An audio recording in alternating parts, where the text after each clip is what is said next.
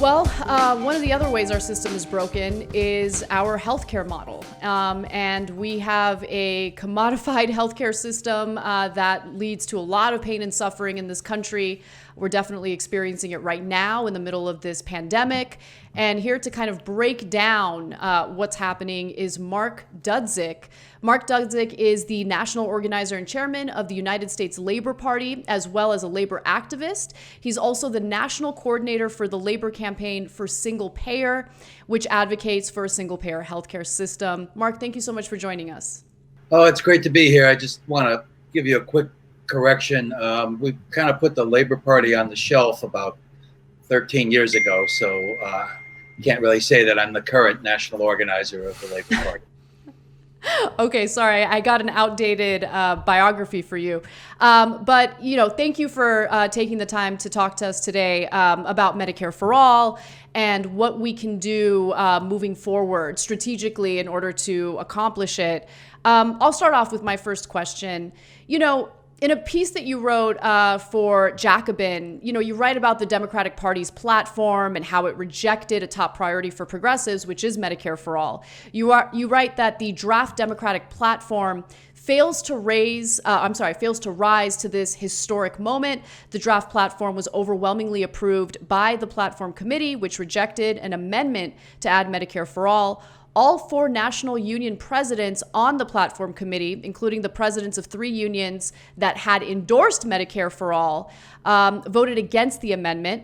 You also write that it's important for the future strategic orientation of Medicare for All movement, of the Medicare for All movement, to reflect on why it's so hard to win even a symbolic concession on the issue from the Democratic establishment. So my question to you, Mark, is why is it that the Democratic Party is essentially able to give the middle finger to a single-payer healthcare system at a time when the majority of Americans overall, I believe it's about 69% of Americans in a new poll, are in favor of a single-payer healthcare system? Why is it that they feel emboldened enough to ignore a policy that the majority of Americans are in favor of? Well, I mean, I guess the short answer is that the Democratic Party was captured by neoliberalism sometime around 35 or 40 years ago, that there's been a number of insurgencies within the Democratic Party to try to move it in a more social democratic direction. And we lost the latest battle to do so. And that Medicare for All is really the wedge issue between these two programs, and that's, I think, why they fight so hard. They fought really hard in 2016 on the platform committee, and if you remember, the Democratic candidate in 2016 went around the country saying, "We will never ever have Medicare for all. It's just a bridge too far. It will never ever happen." And again in 2020, this was the issue that they chose to draw the line on, and it has both symbolic and practical impact. This was a message to the funders and the neoliberal supporters of the Democratic Party that nothing fundamental will change under a Biden administration. And what does the platform talk about in terms of healthcare? Like, does it have anything in there that would improve healthcare in the United States?